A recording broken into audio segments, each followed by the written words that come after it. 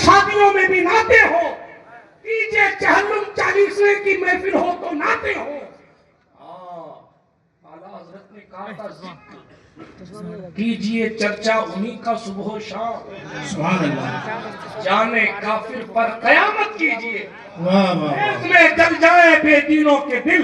या रसूल अल्लाह की कसरत कीजिए, दुश्मने अहमद पे शिद्दत कीजिए, मुल्हिदों की क्या मुरुव्वत कीजिए। शिर्क ठहरे जिसमें ताज़ीम हबीब, उस बुरे मजहब पे लानत कीजिए। बस करना ये बात दूर न चली जाए। सरकार हसन इब्न साबित से फरमाया, नाते लिखते हो, मनक़बत भी लिखी है।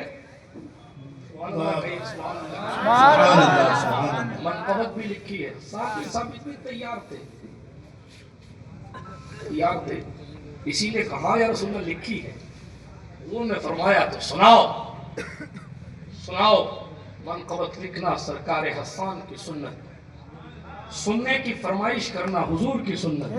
क्या बात है, वाह वाह। और फिर सरकार हसन पाक ने सुनाई, और जब सुनाई तो हुजूर अलैहिस्सलाम मुस्कुराए। एहसान जैसा तूने कहा ना, मेरा अबू बकर बिल्कुल वैसा ही है। सुभान अल्लाह सुभान अल्लाह।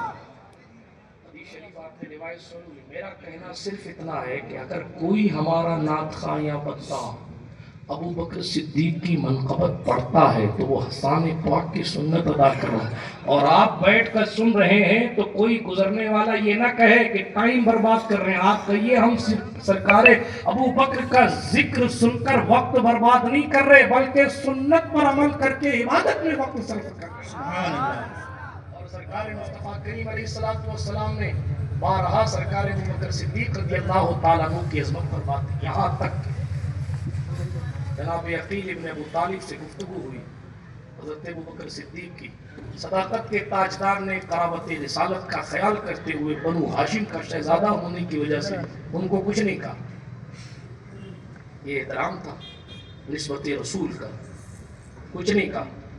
लेकिन बात जब हुजूर तक पहुंची सल्लल्लाहु अलैहि वसल्लम तो हुजूर अलैहिस्सलाम मजलिस में खड़े हुए। सुभान अल्लाह। और मजलिस में खड़े होकर फरमाया, सबको जमा कर फरमाया, लोगों तुम्हारी क्या हैसियत है और अबू बकर की शान क्या है।